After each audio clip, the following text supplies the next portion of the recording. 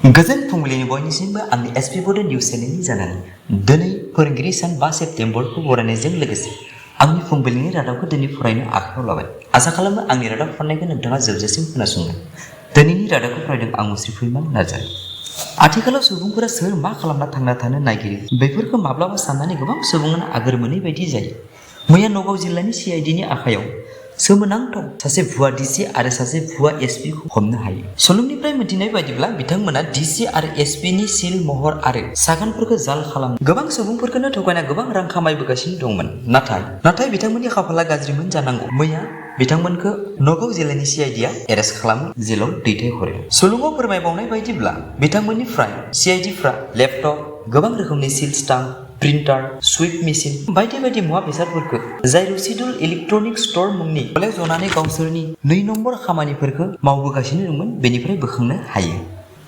मोनसे समनि बारग' एबसुनि सोलोंथाइ नेहाथारि कास्टम बसुमतारिया बिथाङा BPF हान्जायाव हाबफैनाय लोगो लोगो UPPLनि आफादगिरि आरो BTRनि CM प्रमद बर'खौ मोनफा मोनफा गाग्लोबबोगासिनो दङ। बिथाङा मैया गाग्लोबबावबाय दि प्रमद बर' बिथाङा UPPL सरकार दानाय लोगो लोगो खौरां बिजोंफोरनो जाय सरकारनि ब्रैथि स्तम्भ आरो बे ब्रैथि स्तम्भआव थानानैनो खौरांगिरिफ्रा रायजो राजाफोरनि थाखाय सान हर खामानि मावबोगासिनो दङ आरो बिथांमोननि थाखाय मिडिया वेलफेयार स्किम मुङै 10 कौटि रां होगोन होनना बुंनायखौ दिनैसिमबो बिथाङा होनो हायाखै होनना रोखा रावजों खौरांगिरिफोरनि सिगाङाव बुंथियो।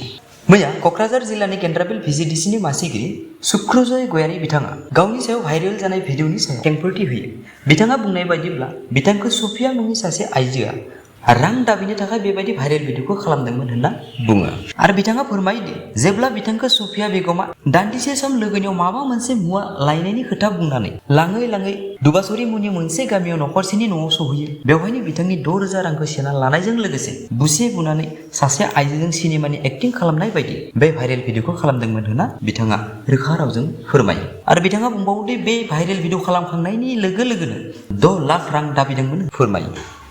बर' सावथुननि मुलुगाव आरो फिन आगानसे बारायबावनायाव जों बर' मुंनि मोनसे सावथुन मैया बारमोदाइ फिल्म प्रडाक्शननि बानजायनायाव नायस्रां गयारिनि बिथोन होनायजों मैया क'क्राझारनि पर्बतजरा महकुमानि पलासबुरि मुंनि गामियाव बे सावथुनखौ बेखेवनाय जायो आरो बे बेखेवनाय हाबाफारियाव गाहाय आलासि महरै बाहागो लाफैयो मुंदांखा सावथुन लिरगिरि पंकज लाहारिया आरो बेजों लोगोसे बर' सावथुननि गोबां फावखुंगुर आरो फावखुंग्रि बिथांमोनाबो बाहागो लाफैयो होनना खौरां बिजोंनि गेजेरजों बिथांमोना फोरमायो आरो बिथांमोना बे बेखेवनाय हाबाफारियाव बाहागो लानानै गासै बर' सावथुन नायना मोजां मोनग्रा सुबुंफोरखौ जों बर' मुंनि बे सावथुनखौ अनसायनो थाखाय गुरै खावलायहरो।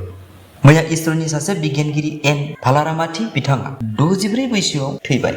मख'थावनादि बिथाङा स्पेस एजेन्सिनि रकेट एंगार हरनाय समाव गावनि गारांजों लन्च खालामनो मोन्दोंमोन आरो बे चन्द्रयान 3 आव गारां होनायानो बिथांनि फाइनाल काउन्टडाउन एनाउन्समेन्ट होनना इसोरनि डाइरेक्टर PV भेंकटेश्वरन बिथाङा बुङो।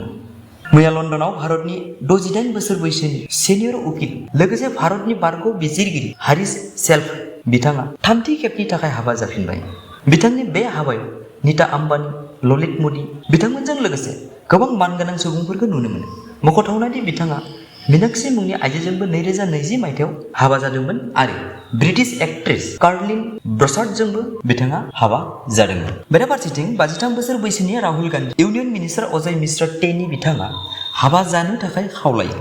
बिथाङा बुङोदि हाबा जानायनि थाखाय मोनसे बैसो थायो, नाथाय थारै बिथांनि बैसोआ 53 बोसोर जाबायब्ला हाबा जानाया मोजां। बे बाथ्राखौ खौरां बिजोंनि सिगाङाव बिथाङा रोखा रावजों फोरमायो।